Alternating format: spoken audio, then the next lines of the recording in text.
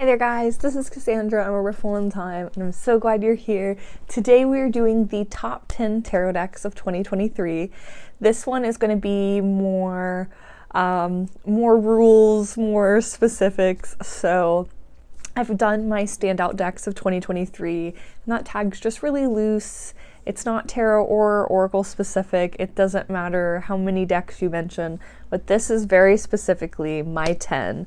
We'll start with 10 and work our way to 1, and I have not decided yet, so you'll watch me sweat as I make these decisions. I am going to do 2 decks that I'm going to mention that are not in the top 10, but that I'm excited for next year.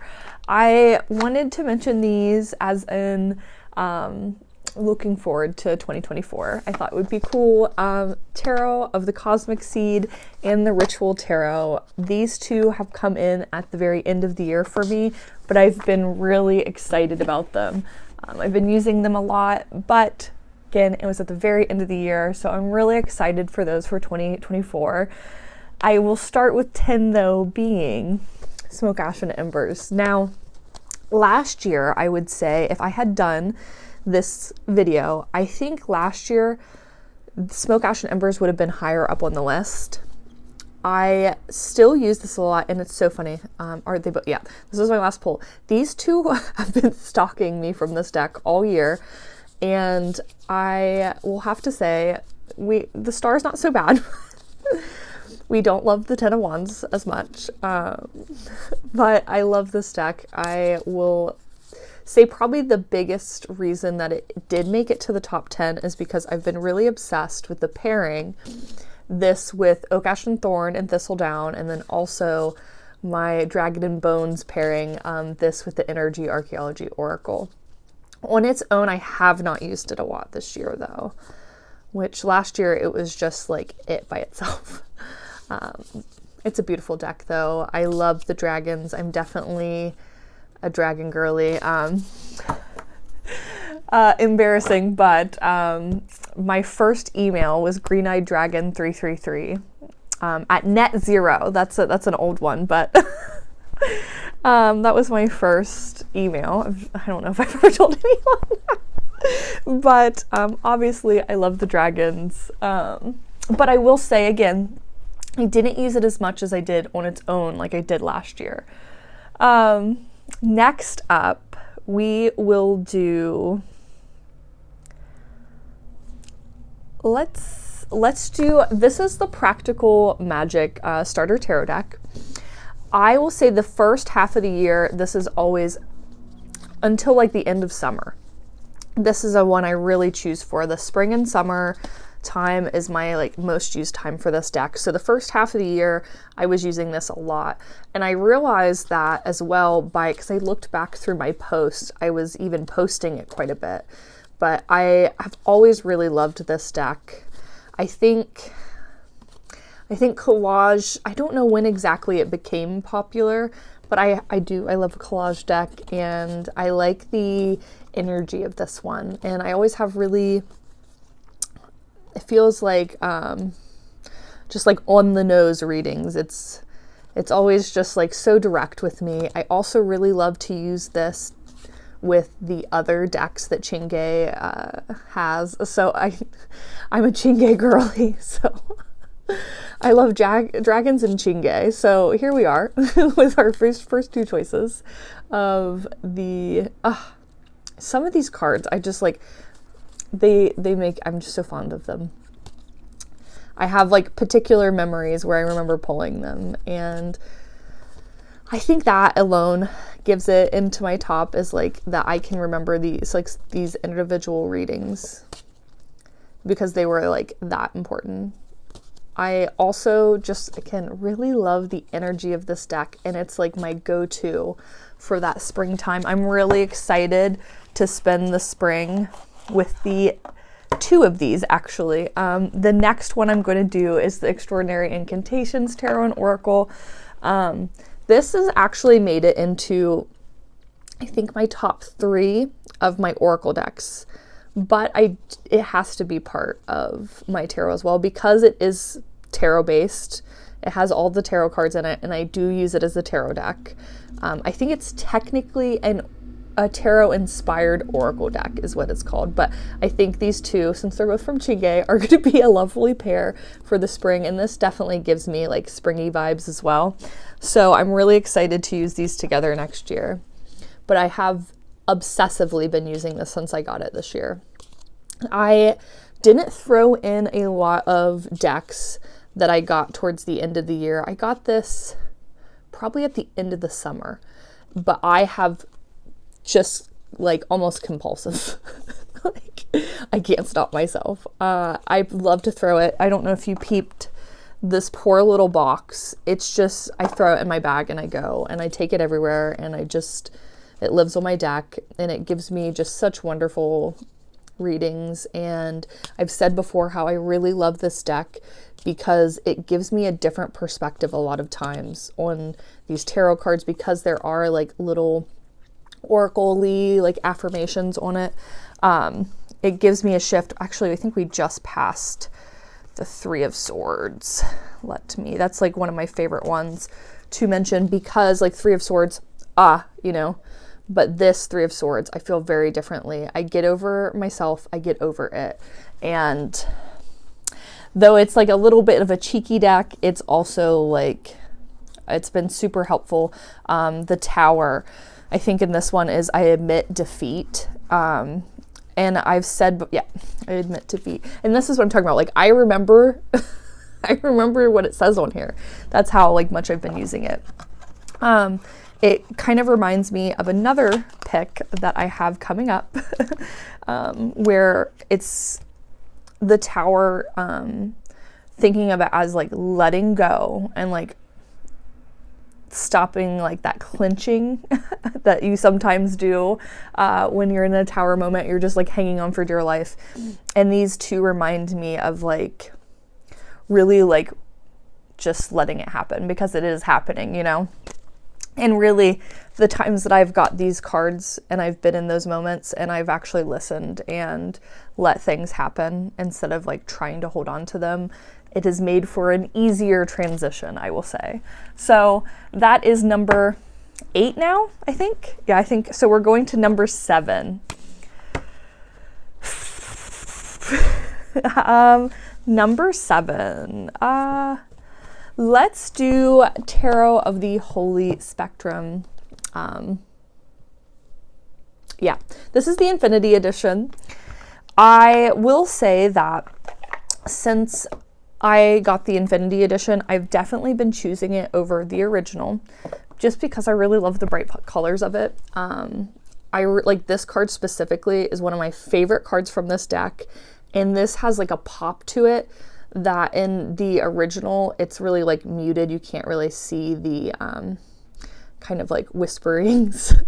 I just really love this deck. I think that this is one of the first decks that really challenged me to read intuitively, and I'm not sure if I would have gotten to the place I am with my practice where I primarily read intuitively if I hadn't had this deck. And it really kind of made me step away from the like memorization and the guidebook like reassurance. Like, I still love guidebooks, I still look at guidebooks, but I do it as more of a like taking it to the next step, or like a clarifier if needed, but I don't rely on it as much. I also love the awakening instead of judgment. There's just a lot of choices in this deck.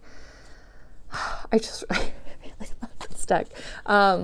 I will say last year though, Tarot of the Holy Spectrum, the original, would have been in my top 10 too. So like this deck, no matter the format, is going to have to live with me forever.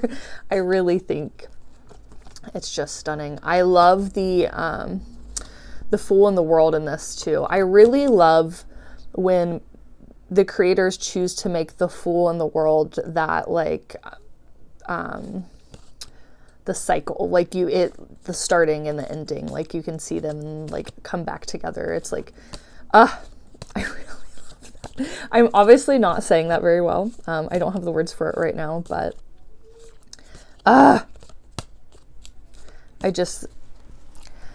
This is one of those decks that even when I'm not constantly using it, it's like, it's in my head, because there are some of these cards that represent to me, oh, here it is. I really wanted to show you.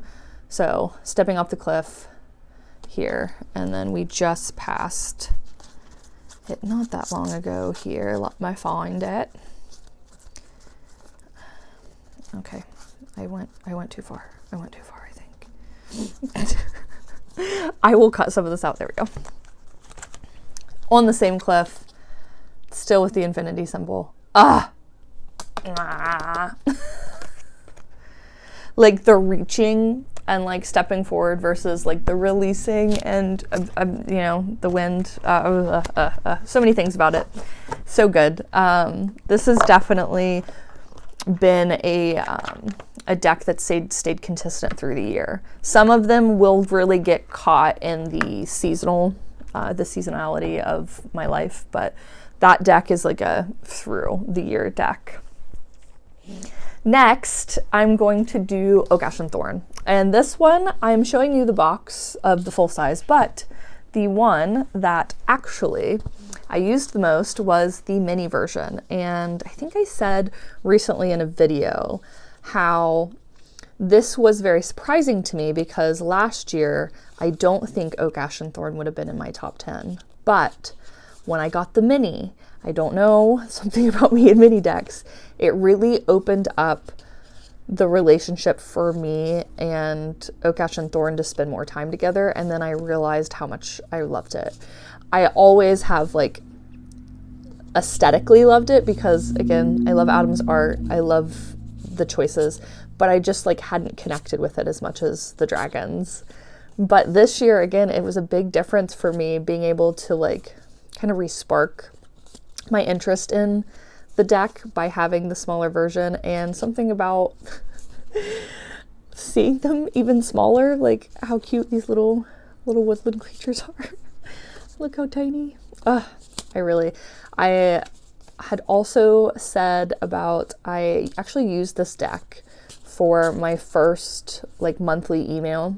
I started doing a collective reading email with like monthly favorites, and this was actually the first monthly favorite I chose, and I do the reading with whatever deck's my monthly favorite. So it also like had like a big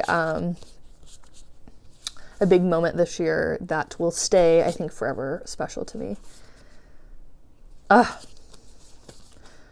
But it's definitely, especially since I got Thistle down, I've even been using the full size, which again, before I wasn't even using. So I think this deck has made some big strides this year. And especially this last half of the year, I've been really using it. I used it a little at the beginning, but I definitely, since like August, it's been here on my table all the time.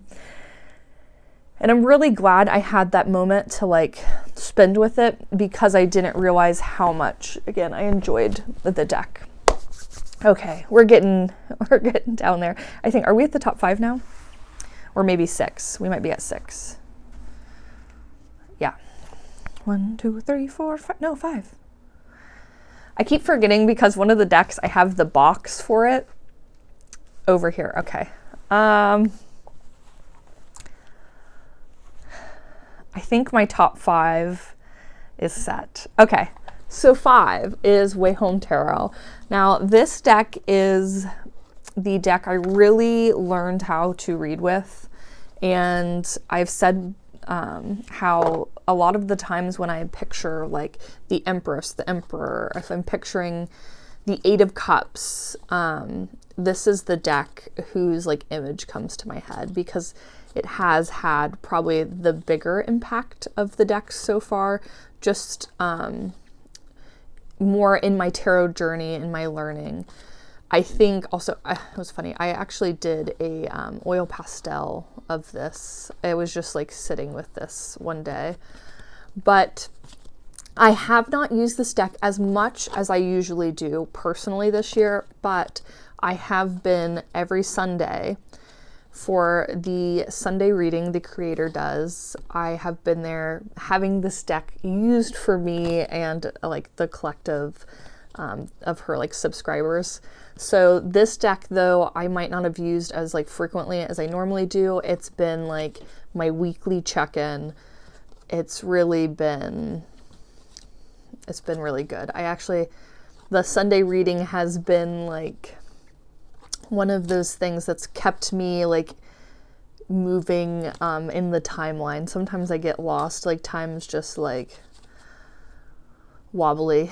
I never know like what day it is, kind of vibes, but it's kept me centered in like moving forward and like rechecking in with myself. I love this deck so much. I don't know if there's a specific time of year that I favor this. I think this is again another all year deck, though something about the summer, I get really obsessed with it again. I think the backs have something to do with it. A lot of the colors too in it, but this is my number one shuffler too, so I love to, when I'm feeling a little extra anxious maybe, I love to riffle. It's one of my sweet little kind of in my toolkit, my techniques, and it is really weird to shuffle on the side of your body. I don't know if I've ever like been facing one way and shuffled off to the side.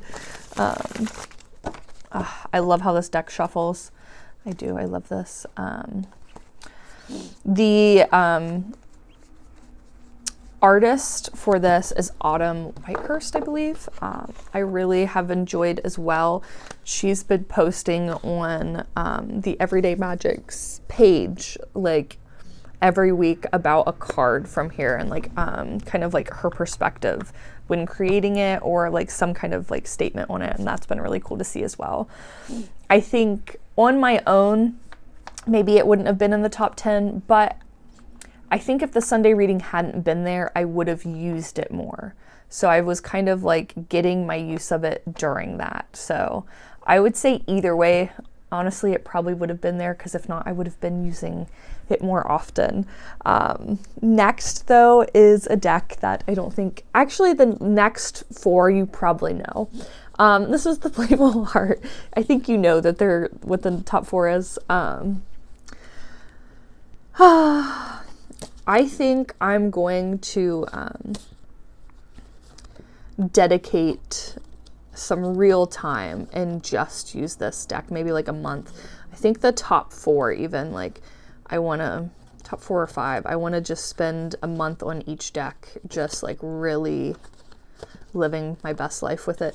It's funny because as often as I've used this, I get like really pulled to continue to use it. It's like, I just want to pull cards right now. I just want to spend time with it. This is the deck I've told you that has been really like, not substantial, that's not the word I'm looking for, but it's been a really big part of like starting to get closer to that like inner child space. It's just somewhere that like is so heavily guarded that you can't like touch it with a 10-foot pole. And this is the closest I've ever been able to. I know a lot of people are like in like therapy and stuff. It's like, what would you say to your inner child? Like, think about like little you. It's like, I don't have a connection to that person. It's like, I don't have like a little me. They don't exist. So this is actually like giving new roots to that, a more like presence to what that could be and what that could look like. Just this deck. I would have this in the shop if I could. Currently, that is not an option. I actually stopped doing events this year, and so I will not be stocking this. This would be like an in-event only. So until next time, you know, but this deck has really been like monumental in the healing journey of this year. And I would say that the top 4, that's why they're here. They've not only have I used them like a ton, but they've done the work, you know. They've been my workhorses. This is like my inner child, that more like softer side. Next, which is Future Ancestor Tarot. This has been like real grief work, which might seem like these decks kind of do a little of the same, like they both work with grief and trauma, and but in a different way. This like early childhood versus this is like more like grounded in like,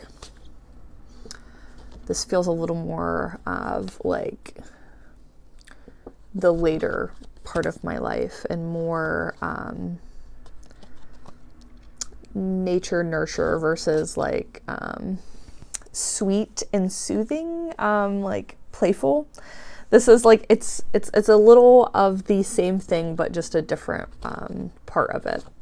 So this deck has just been able to hold me through some grieving, and we've worked through some things that, again, it's just like I can't imagine not having it. Just like Playful Heart, I can't imagine doing the things with a different deck. I also love some of these choices. I don't have a huge connection with the like Hierophant card. I've heard that pronounced so many different ways. Don't hate me or at me.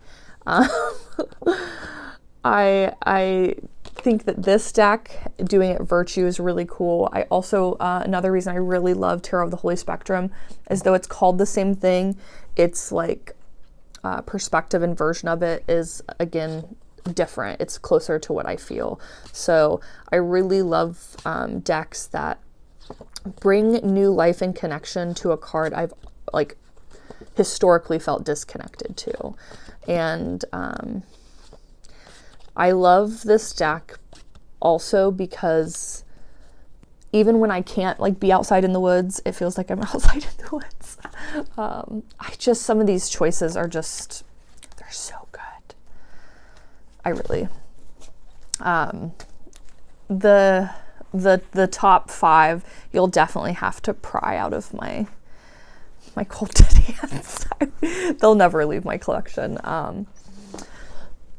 Next, our number 2, and the top 2 were, they were a fight, but I will say that without the guidebook, the Gentle Tarot would not be number 1.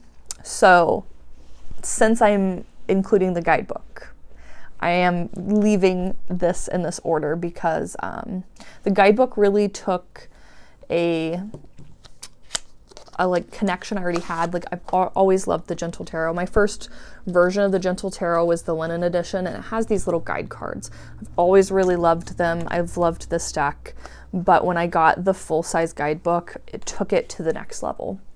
And so this was healing in a more self-care and loving way. This is more like, let me show you cards while I'm talking about it. This is, the backs, I actually really love the backs too. This is much a grief work. This is like self-work on like moving forward. What's like the best way to care for myself, the best shift in perspective. This has been like a practice in like not just pulling tarot cards, but it's been more of like my self-care practice. I really think this guidebook just takes it, again, one step further, not just pulling a card, but like journaling. I really love to journal with this deck. And not only like that, but these cards just like make me smile. They just, it's so funny. This is the card like I always think of when I'm like, it makes me smile. I also think that this linen edition, though it's not the one that comes with the guidebook, like the full size, it is my favorite one because I love to shuffle this as well. I love a linen cardstock. If you can't tell, also linen cardstock. My top 5 are my favorite decks to shuffle. That's so funny. I didn't think about it that way, but it is. They're my favorite decks to shuffle. And I also just adore Mari. I think Mari is one of my favorite humans. Honestly, again, it's like so funny, like these choices that I made for my top 10. I really love the humans behind these decks. And I think it does transfer, like the energy transfers over. And that's probably why I love them so much, is because like the people like I admire created them. This guidebook, I'll never shut up about it. You're gonna have to just get just skip past it if you've already heard enough, but this is the best guidebook. Again, it's not gonna teach you how to read like basic tarot like any other deck, but it's like for this deck, this is it. This is so each card has 2 pages. So you start here, you have the full colored image. This is bigger than like my deck. This is like the actual size of the cards that come with it. It has your little like affirmation like statement, a full thing about what the 3 of Cups is. Then you have upright and reversed meanings, and then the art symbolism choices. It's it's perfect. And what I really love is the upright and reversed both have like questions in them. So it's like where I'll start to journal out. It's so good. It's 5 of Cups. What does your sadness, doubt, struggle feel like in your body is like the first thing on the upright I'm seeing. I just really love it.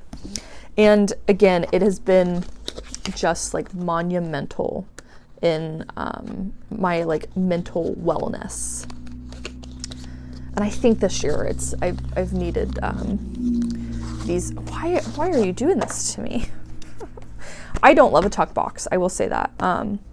I've been trying to keep it in the tuck box though. This is my new deck. I had an older version of the Gentle Tarot linen edition that I used for a workshop with Mari, and we cut up some cards. And so I have a new deck, a new version of the linen edition that I've been keeping in the box because I have the bag from her. And I think with the guidebook in there, I just like didn't want the cards to be like shuffling around. This is so funny. This is so empty now because this is like my most used decks. And so like all these will all like go back in here. And normally when you see it, it's this like heaping pile of decks. Number 1, I think is no surprise to anyone. It's Outgrow Yourself. Actually, I had a panicked moment when I was doing the Oracle video and I realized I did not include this in my top 10 because I guess subconsciously I have just made this a tarot deck in my head, but it is a tarot and an oracle. I don't think it's fair for it to be number 1 on both lists though, so we'll just keep it here.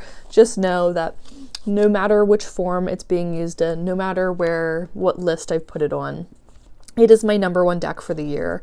A big claim, but it's true. I've realized this is the deck that I use every single day, no matter if I have the time and energy to do like a full tarot reading or if I'm using it like an oracle kind of like affirmation card, because I just don't have the space, mind, energy, anything to do anything.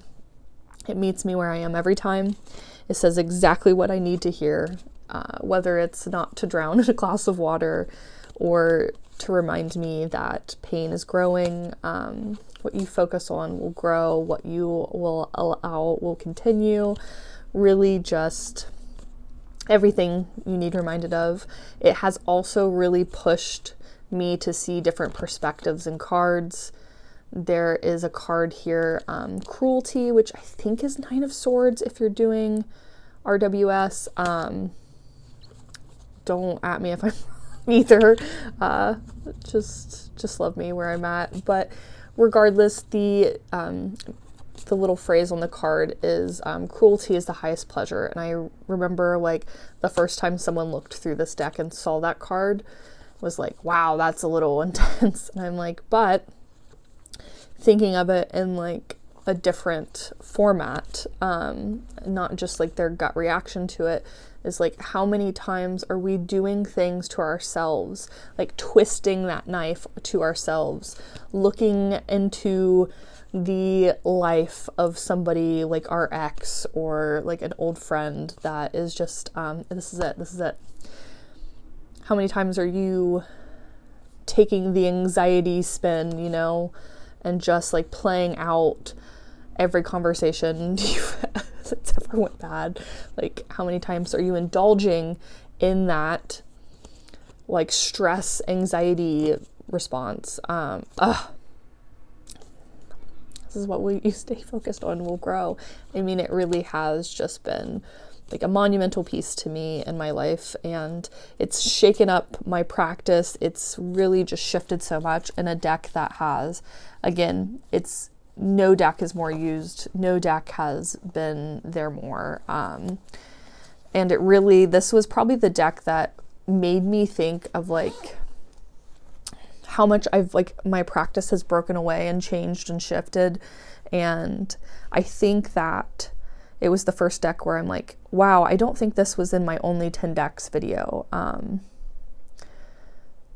Like, wow, you know, and I realized that how much my practice has changed over the past year or two. And if I only had, I thought about this the other day and it really like shook me, is like, if I could only keep one deck, like whatever crazy scenario, you know, you can like twist in your anxiety brain, what happens, like if I could only keep one, which one would it be? If I could only grab one, which one? And it's this. And it's a hard one, but I realize it's like my security blanket. Like, I would go to an event, I would bring it because like anxious, you know. Another one that I love to anxiously shuffle. It's actually, its cardstock is really close to Way Home. But this deck, I think that I've also really used it a lot. So at first it wasn't as perfect. Really, the use has done it, and the more it's like more used it is, it doesn't get worse. It somehow like is better. It's like anywhere that shows on the cards, it just seems like it fits. It just gives it more life and personality. I just love this deck so much. It couldn't not be number one. It's usually like videos like these where I'm like, oh, did I make the right decisions? But this one was actually like at least the top 5. There's not a doubt in my mind that my top 5 is right. And I don't know who needs that, but don't drown it in a glass of water either, my friend. Sometimes we can, sometimes like the last straw just is it, and like, or maybe so much else is going on, it's like, let's like really get hung up in this like smaller situation. But I love you. I love you. I love sharing my decks with you. I am very excited for all the new decks for next year. Again, I'm really excited, especially for the Ritual Tarot. It's like fresh, hot in, and I've been obsessing. But I'm really excited to see like this time next year where my practice is. What's my top 10 next year, you know? I think that I'm such an ebbing, flowing person and like ever changing that it feels like sometimes like my whole world could be different by like this time next year. I'm pretty happy with this top 10 though. I love hearing yours. I don't know if I mentioned, but the top 10s, I was reminded to do these by Waves of Your Soul doing her top 10. So if you are still here, especially, you're good people, go check her channel out. She's amazing. I really love her. And until next time, maybe next year at this point, I love you.